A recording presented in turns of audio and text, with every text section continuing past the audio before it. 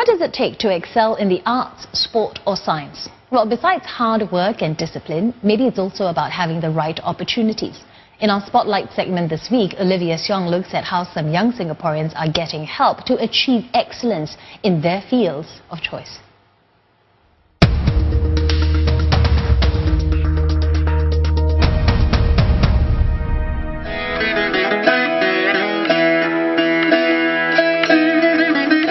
Honing an art is no easy task. Just ask 16-year-old traditional Indian music artist Nishta Anand.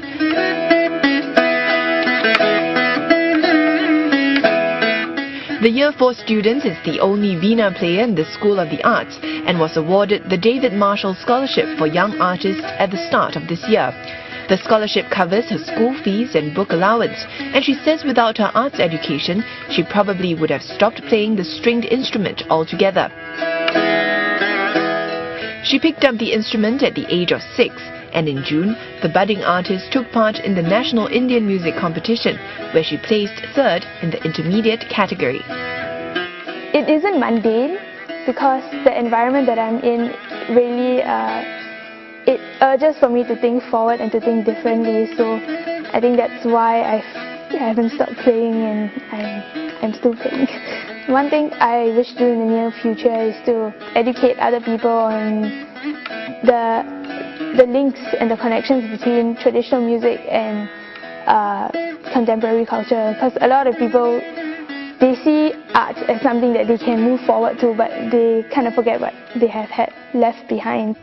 The scholarship is one of SOTA's many programs that draw on the David Marshall Endowment, one of 5 endowments overseen by the Temasek Education Foundation. Set up in 2010, the foundation supports education opportunities, particularly to develop the next generation of pioneers and leaders. The 5 endowments total $150 million. $35 million goes to the E.W. Barker Endowment, which benefits the Singapore Sports School.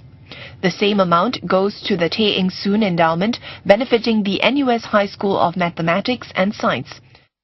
Another endowment for programs focused on music sees $20 million going to the Singapore Symphony Orchestra and $15 million to the Singapore Chinese Orchestra. $10 million from the TEF Sunburst Scholarship goes to individual recipients.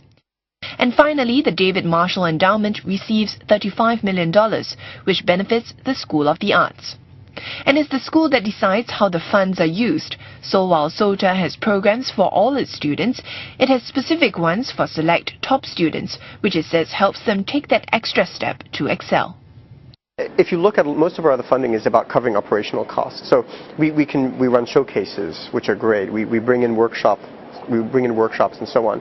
But if you're looking at the ability to go off and run, send students abroad and run programs abroad, it's an added bonus.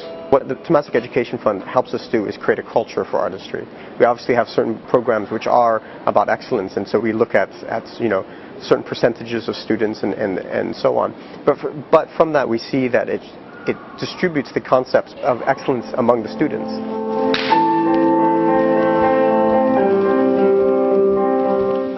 One such program that taps the funding is the Artistic Excellence Program.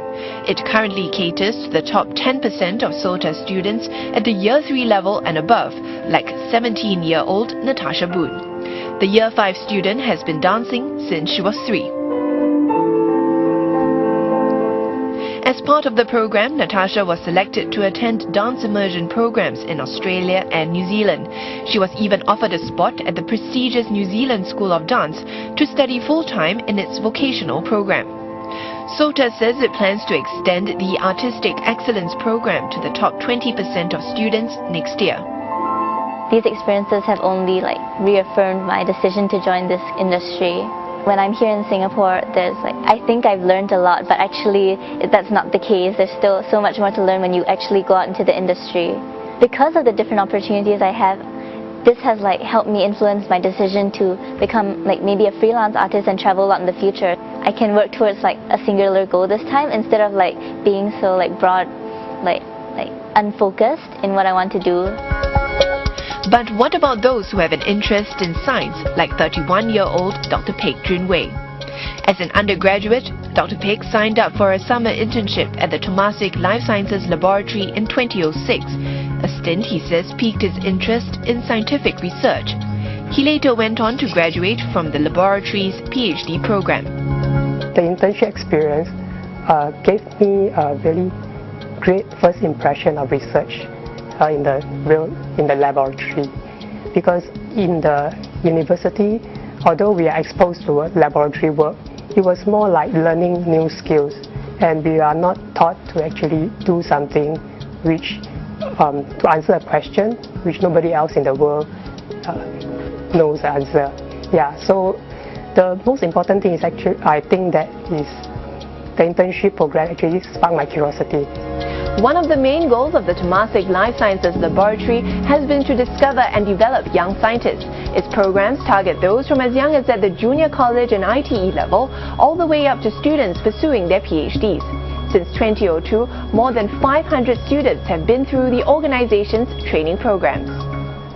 More than 100 of them are graduates of the organization's PhD program, with about half continuing to pursue careers in the area of life sciences in Singapore.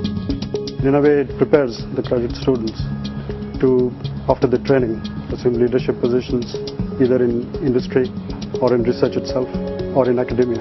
And in a way, it also helps them to give back to society what they have in terms of actual experimentation and research. Dr. Peck has recently returned from his postdoctorate in the United States to start its own laboratory, researching unexplored parts of the human genome.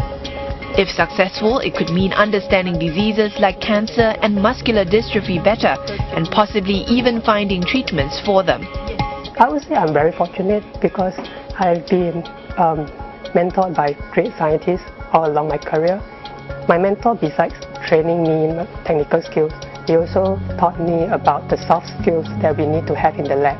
For example, how we interact with our fellow colleagues. And then to have an open mind, I hope that in the future, my lab will be a place where we develop people. And I hope I can cultivate these type of values in my lab. And it's hoped that there will be more young people like Dr. Peck, who not only can be nurtured from a young age, but eventually pay it forward to groom the next generation of young scientists.